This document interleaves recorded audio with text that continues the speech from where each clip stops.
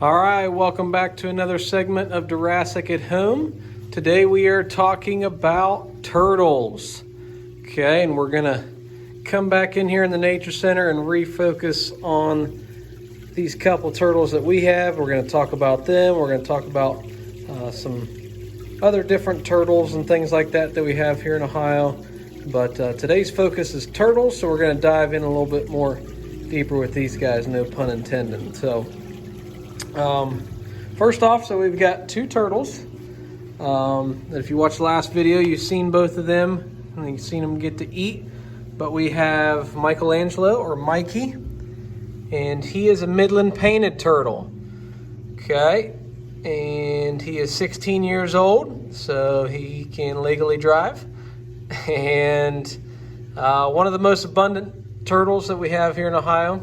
So if you go past like lake or a pond and you see a turtle up on a log, probably one of these guys. They're very, very pretty colored. Can have some different variations, but a lot of orange on them, a lot of yellow on their head and on their legs and things. But another cool thing about turtle eggs, especially these guys, but in the wild when they have eggs, the warmer eggs at the top of the nest may all hatch out as females, and the cooler eggs at the bottom hatch out as males. So you girls that say us guys are cold-hearted, well, then maybe that might be true. So at least for turtles. So I'm gonna grab Mikey out of here. She's right here. He's saying hi. So there's Mikey, Michelangelo. So he's our painted turtle. He doesn't like to be grabbed. Doesn't like to be manhandled. There he is, up a little bit closer so you can see him there. Okay, really pretty turtle. So there is the bottom of him, which is called, here's a little science for you today. You're gonna learn some science today about these turtles. So the bottom is called the plastron, the bottom of the shell. So that's that really cool colored part there. And then the top up here is called the carapace. Okay, he's checking you guys out, and there's a whole bunch of different little parts to each of those top and bottom of the shell, but I don't know all those little parts. I just know the name for the top and the bottom. But he's our first turtle. I want to see him go back into the water here. Might just have to kind of help him. I'm just showing you guys. He's gonna go for a little slide here. Woo! He went back in there.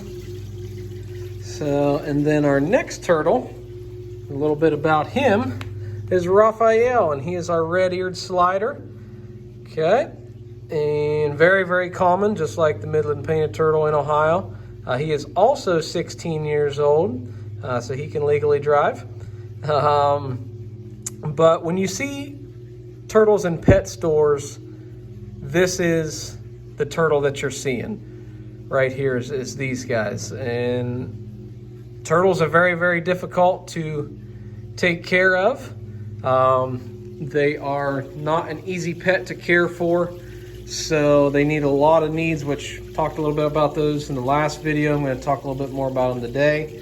But people have them as pets for a couple years, and then either the kids move out and they get older, or just don't want to take care of them anymore. So what they do is they release the turtles out in the wild, and that's how we have so many red-eared sliders in Ohio, is just because they're releasing them all over the place.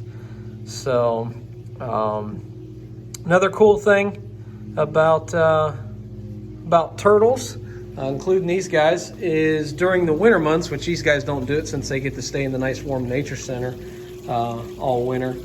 But usually during the winter, once the water gets super cold, days get shorter, all that good stuff, well, bad stuff, depending on how you look at it. But they hibernate, and their hibernation is called brumation.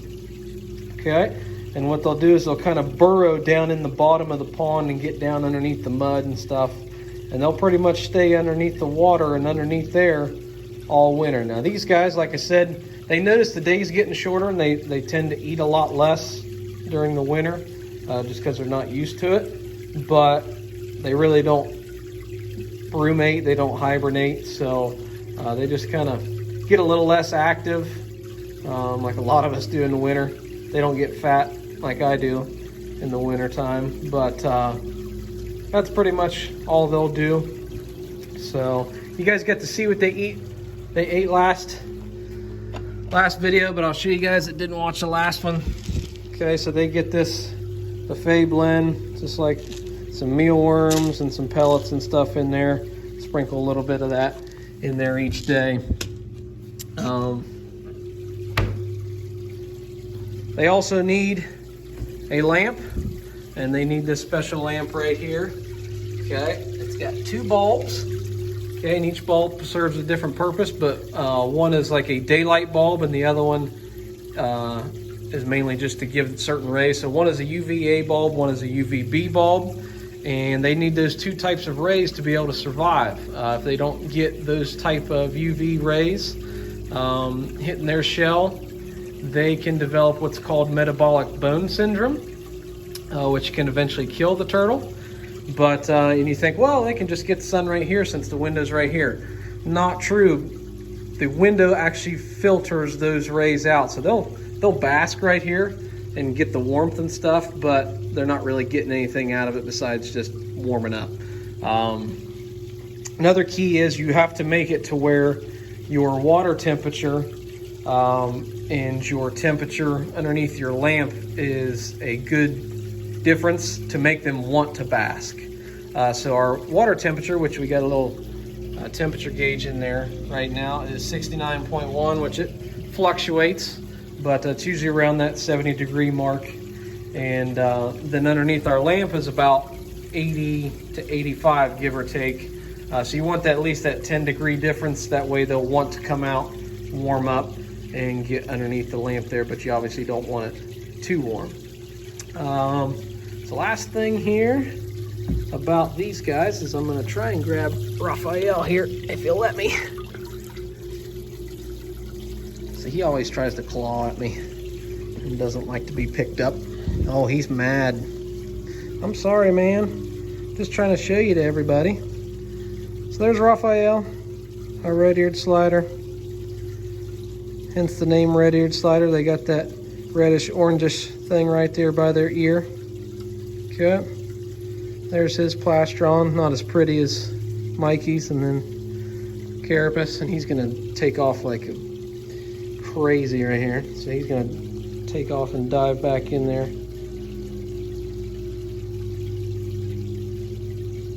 Any day now.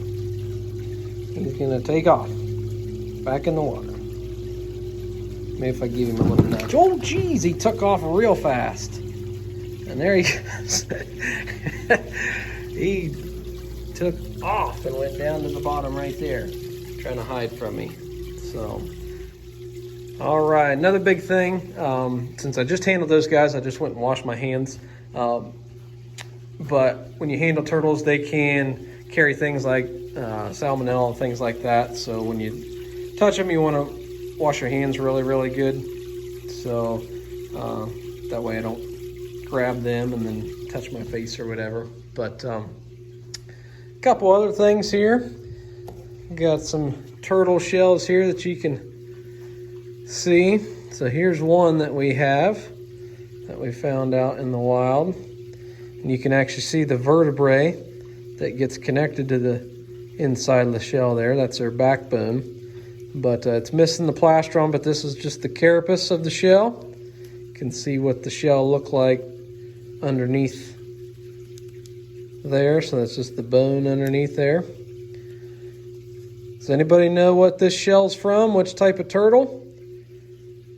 Find these guys a lot trying to cross the road. This is a box turtle shell. So a couple things about box turtles is box turtles are the only terrestrial turtle that we have in Ohio, which means they are the only turtle that lives strictly on the land. All other turtles in Ohio are aquatic turtles, which means they live in the water and they'll come out on land.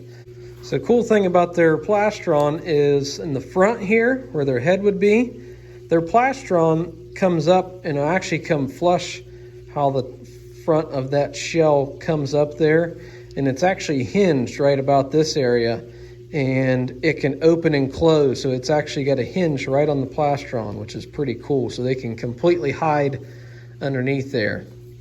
Okay, and if you do find a box turtle trying to cross the road, or any other turtle, help it along. Always help it and help it cross the road. Whichever way it's facing, put it towards that way. That way it doesn't turn right around, because it's obviously got an idea of where it wants to go. Just need to help it a little bit. But all right, we got another turtle shell here. Okay, pretty big size one here. And here's the underneath. Really, really cool looking shell. Has anybody got any ideas what turtle this came from? This is a snapping turtle shell. Big old snapping turtle. So if you've seen one of these trying to cross the road, you got to be a little bit more careful helping these guys. Don't want to get your hands up here towards the business end by their head, or might come up missing some fingers. But you can grab them by the tail and kind of pick them up that way, or grab them by the back of the shell. They can just snap really, really quickly, so you got to be real careful. Might have an adult help you with that one, but that is a snapping turtle shell. Very, very cool turtle that we have here in Ohio. All right, and that's pretty much all I have for today, guys. There's my little tidbit lesson on turtles. So say goodbye to our turtles, everybody.